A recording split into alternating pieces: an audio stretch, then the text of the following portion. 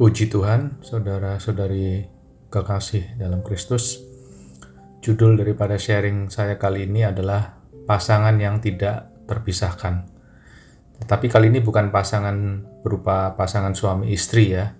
Tapi yang kita bahas adalah pasangan yang tidak terpisahkan tersebut adalah antara iman dan perbuatan. Pertama, kita perlu memasangkan iman kita dalam bentuk perbuatan untuk orang lain. Dan nanti juga kita akan coba lihat yang kedua adalah memasangkan iman kita dalam bentuk perbuatan untuk pertumbuhan rohani pribadi kita sendiri. Mari kita baca di Yakobus 2 ayat 14 sampai dengan 17. Apakah gunanya, saudaraku, jika seseorang mengatakan bahwa ia mempunyai iman, padahal ia tidak mempunyai perbuatan? Dapatkah iman itu menyelamatkan dia? Jika seorang saudara atau saudari tidak mempunyai pakaian dan kekurangan makanan sehari-hari, dan seorang dari antara kamu berkata, "Selamat jalan, kenakanlah kain panas dan makanlah sampai kenyang," tetapi ia tidak memberikan kepadanya apa yang perlu bagi tubuhnya, apakah gunanya itu? Demikian juga halnya dengan iman. Jika iman itu tidak disertai perbuatan, maka iman itu pada hakikatnya adalah mati.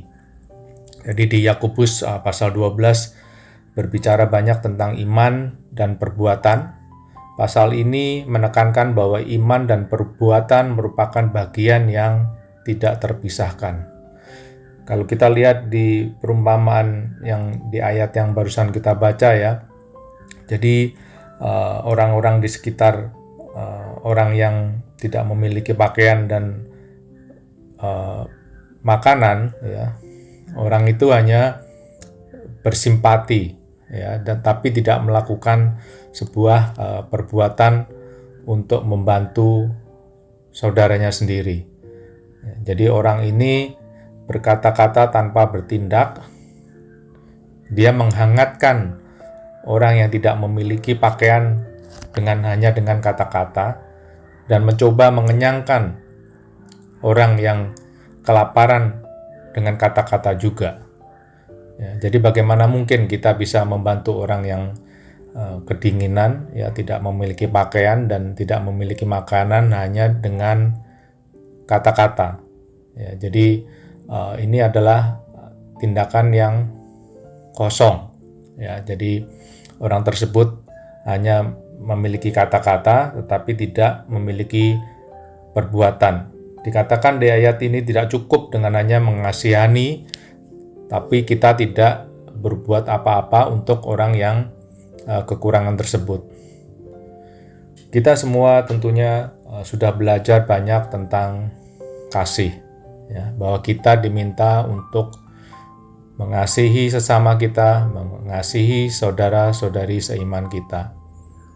Seperti yang ada tertulis di Yohanes 13 ayat 34, "Aku memberikan perintah baru kepada kamu, yaitu supaya kamu saling mengasihi, sama seperti aku telah mengasihi kamu, demikian pula kamu harus saling mengasihi." Pertanyaannya, apakah kita telah memasangkan iman tentang kasih tersebut dengan perbuatan kita? Jika ada saudara kita dalam kesulitan atau kesusahan ataupun sakit, apakah kita berbuat sesuatu untuk mereka?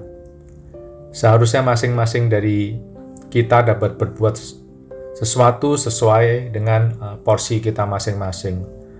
Yang satu kemungkinan mendukung dengan memberikan semangat ataupun nasihat, yang satu mungkin secara finansial, yang lain juga dapat mendukung dalam doa. Ya, jadi kita tidak hanya mengatakan kasihan dan hanya bersimpati, namun kita dapat berbuat sesuatu untuk saudara atau saudari kita yang sedang dalam kesulitan.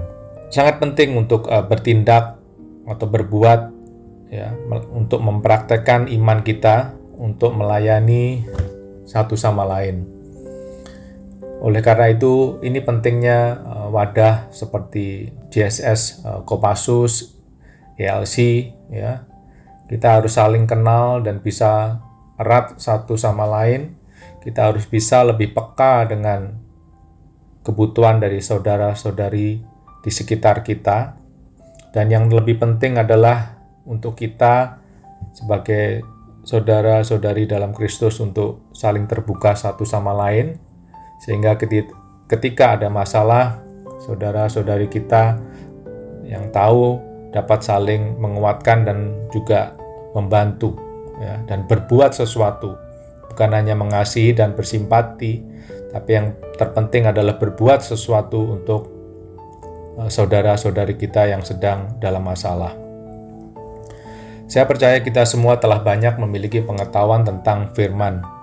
Namun pertanyaannya, seberapa dari pengetahuan yang kita miliki telah kita praktekkan?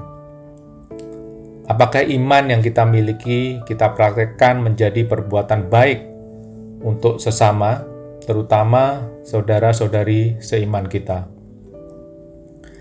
Jika kita memiliki pengetahuan yang banyak mengenai firman dan mengimaninya, namun kita tidak menindaklanjutinya dengan sebuah perbuatan, maka sia-sialah iman kita, karena dikatakan bahwa iman tanpa perbuatan adalah mati. Maka iman harus berpasangan dengan perbuatan, atau iman itu akan menjadi mati. Selanjutnya kita juga akan belajar tentang apabila kita beriman, maka kita perlu juga berbuat sesuatu, melakukan suatu tindakan tumbuhan rohani pribadi kita. Tadi kita bahas iman dalam kaitannya dengan perbuatan untuk orang lain atau sesama kita. Sekarang kita ingin membawa bahwa iman itu juga kita perlu praktekkan, ya, untuk pertumbuhan rohani pribadi kita masing-masing. Iman dan perbuatan juga kita lakukan dalam kehidupan kita untuk pertumbuhan rohani kita.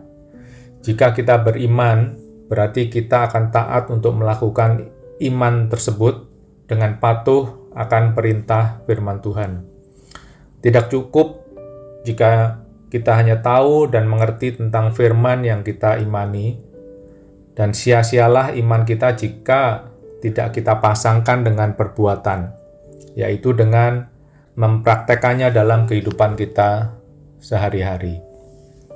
Kita baca di Yakobus pasal 2 ayat 19 sampai dengan 22, engkau percaya bahwa hanya ada satu Allah saja, itu baik.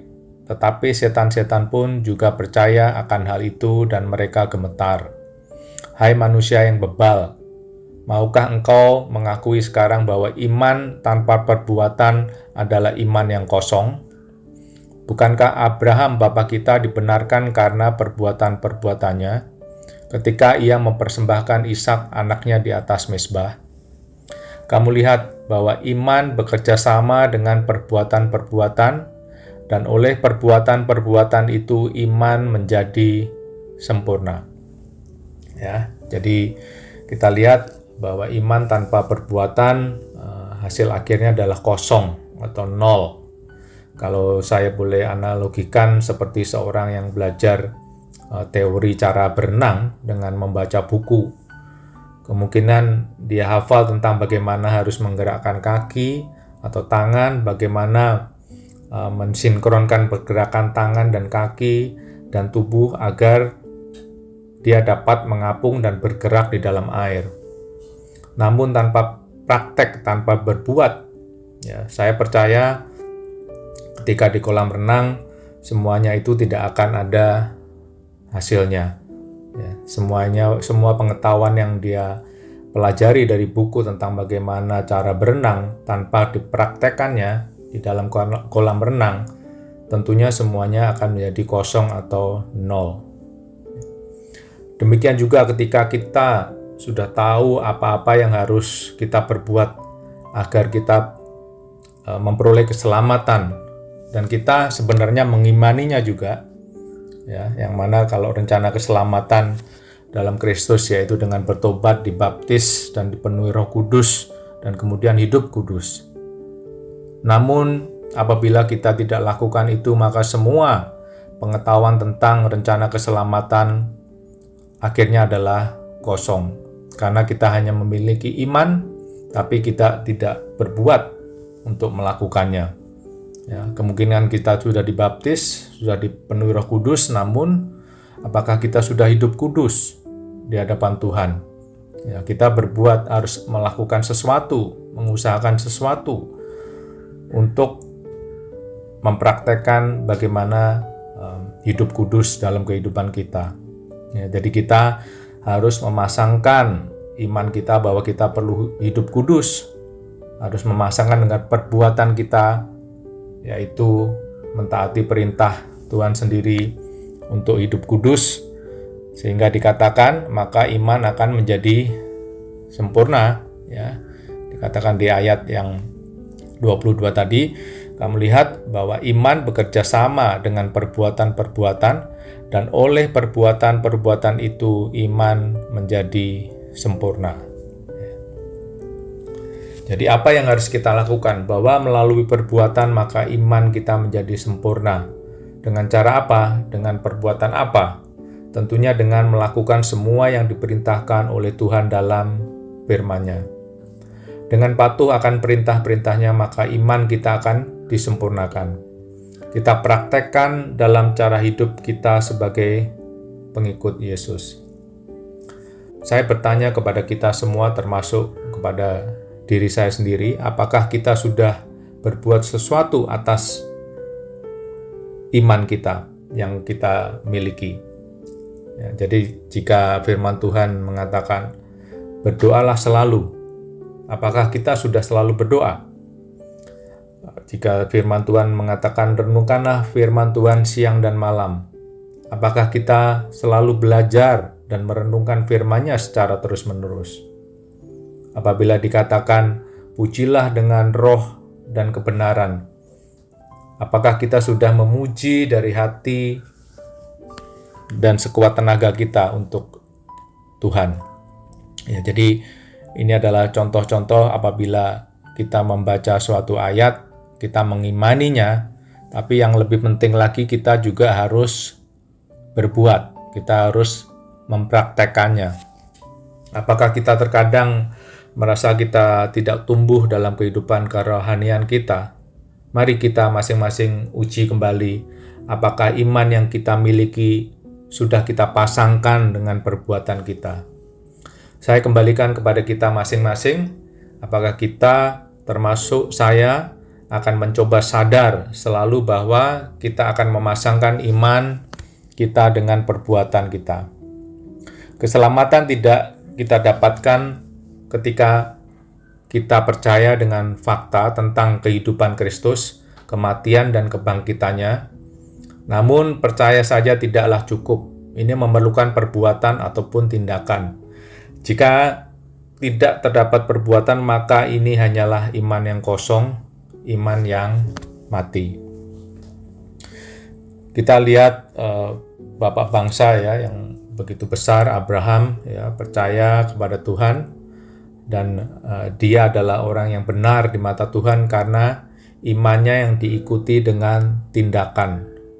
Dengan tindakan seseorang dibenarkan, bukan hanya dengan pengakuan atau hanya percaya tapi tanpa perbuatan. Ketika Abraham diminta untuk meninggalkan kampung halamannya ke suatu negeri yang akan ditunjukkan oleh Tuhan, dia percaya itu dan dia lakukan itu. Apakah janji Tuhan bahwa Abraham akan menjadi bapa bangsa akan terpenuhi jika dia tidak bertindak? Saya rasa tidak. Ya, jadi perlu perbuatan daripada iman yang dia miliki. Berikutnya juga satu tokoh Alkitab ya yang bernama, seorang perempuan bernama Rahab ya.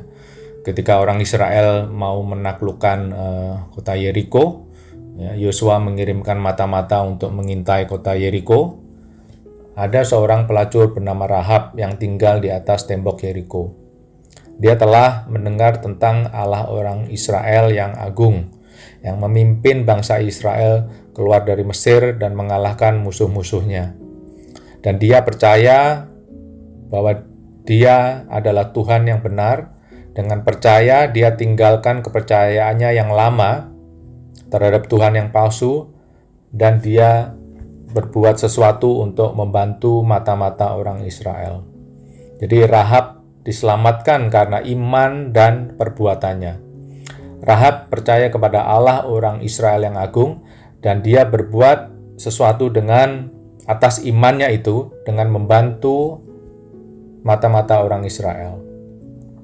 Apakah Rahab akan diselamatkan jika dia hanya memiliki iman kepada Tuhannya orang Israel dan tidak bertindak dengan menyembunyikan, membantu mata-mata orang Israel? Saya rasa tidak.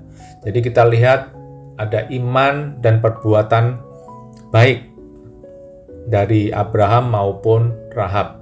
Jadi mereka memasangkan iman mereka dengan perbuatan mereka. Ada perbedaan antara percaya dan berjalan di dalam Tuhan. Di Yakobus 2 ayat 19 dikatakan bahwa iblis percaya bahwa ada satu Tuhan, namun ada perbedaan antara percaya dengan berjalan dengan Tuhan. Yakobus mengatakan bahwa ada bukti dari iman kita, yaitu tindakan kita dari cara hidup kita bahwa kita berjalan dengan Roh Kudus. Jadi iman kita harus dibarengi dengan perbuatan. Ketika kita bertindak, maka iman akan tumbuh. Semakin kita berbuat, semakin kita ingin melakukannya lebih lagi. Semakin kita sering berdoa, semakin kita ingin berdoa. Semakin kita sering belajar firman-Nya, semakin kita ingin tahu lebih lagi. Semakin kita sering memuji dan menyembah Dia, maka semakin kita juga ingin memuji dan menyembah Tuhan lebih lagi. Iman Abraham yang besar juga tumbuh dari tindakan-tindakan atau perbuatan-perbuatan atas iman yang dia miliki. Abraham diminta untuk meninggalkan kampung halamannya ke suatu negeri yang akan ditunjukkan oleh Tuhan, dan dijanjikan bahwa namanya akan dibuat besar, dia akan menjadi bapa bangsa, dan dia akan pergi ke suatu negeri yang belum diketahui, tapi dia memiliki iman percaya kepada Tuhan, bahwa Tuhan akan merealisasikan janjinya, sehingga dia memiliki iman dan dia tinggalkan negerinya. Kemudian yang kedua, Abraham juga dijanjikan suatu tanah perjanjian, yaitu negeri Kanaan, bahwa Abraham dan keturunannya dijanjikan negeri perjanjian yaitu Kanaan. Namun saat itu dia adalah hanya sebagai orang asing di Kanaan. Dia hanya berkemah di Kanaan. Namun dia percaya dan tetap setia kepada Allah meskipun semua janji itu belum terbukti. Jadi dia memiliki iman percaya kepada Tuhan bahwa Tuhan akan memberikan negeri Kanaan, dan dia bertindak dengan terus-menerus dengan setia meskipun tanah Kanaan itu belum menjadi milik bangsa Israel. Dan nantinya kita lihat bahwa bangsa Israel akhirnya masuk ke tanah Kanaan dipimpin oleh Yosua. Yang ketiga, Abraham juga dijanjikan memiliki keturunan yang banyak seperti bintang di langit. Namun suatu hari Abraham juga diminta untuk mempersembahkan Ishak. Dia bukan hanya memiliki iman, tapi dia bertindak, dia berbuat. Dia memiliki iman percaya dengan Tuhan bahwa dia akan memiliki keturunan yang banyak, dan untuk itu dia bertindak dengan mempersembahkan Ishak. Meskipun kita tahu Ishak adalah satu-satunya anak, tapi dia karena dia memiliki iman kepada Tuhan, dan dia bertindak mempersembahkan Ishak kepada Tuhan, meskipun Tuhan nantinya ganti dengan seekor domba, tapi iman Abraham itu disertai dengan tindakan, ya, dengan patuh pada perintah Tuhan. Jadi kita lihat iman dan perbuatan adalah pasangan yang tidak terpisahkan, seperti kita dijanjikan untuk hidup di surga dan sekarang ini kita masih di bumi, ya, di mana kita adalah orang asing di sini, dan tanah perjanjian yang dijanjikan kepada kita adalah surga mulia, ya, seperti dengan cerita Abraham tadi, dia dijanjikan tanah perjanjian Kanaan, tapi saat itu Abraham adalah masih menjadi orang asing dan dia hanya berkemah di sana, ya, meskipun suatu hari akan menjadi kenyataan. Demikian juga kehidupan kita di bumi, ya, kita sebagai di sini hanya berkemah, nantinya rumah tanah perjanjian kita adalah di surga mulia. Dalam penutupan sharing saya akan bacakan lagi, ya, supaya kita ingat di Yakobus 2 ayat 26 bahwa iman tanpa perbuatan adalah mati.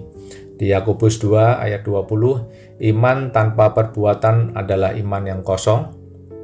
Di Yakobus 2 ayat 22 dikatakan juga, oleh perbuatan-perbuatan itu iman menjadi sempurna. Saudara-saudari dalam Tuhan, mari kita mulai dari sekarang ketika kita membaca atau kita mendapatkan suatu ayat tersebut ada baiknya kita renungkan, kemudian kita juga memikirkan bagaimana kita akan pasangkan ayat tersebut dengan sebuah perbuatan kita.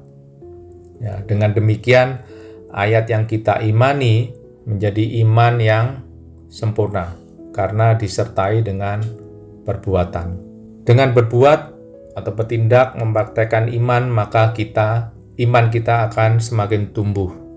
Demikian sharing saya kali ini. Puji Tuhan, dan Tuhan Yesus memberkati kita semua. Amin.